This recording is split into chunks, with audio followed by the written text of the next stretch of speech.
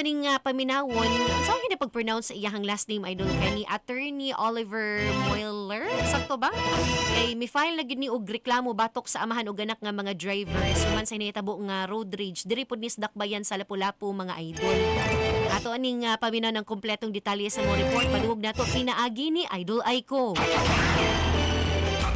RMN Report.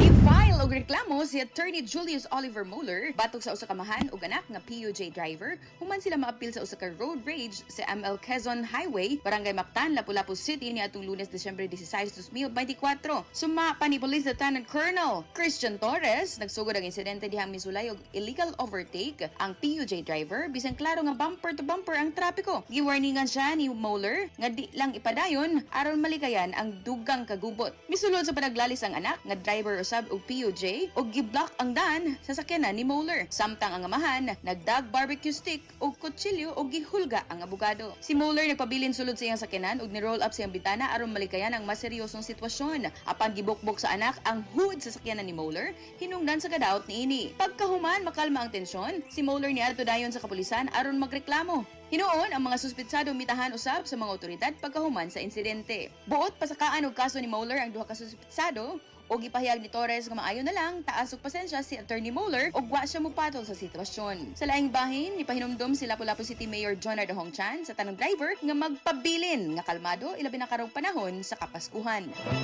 Alang sa IFM Balita sa buntag, kini si Idol Aiko.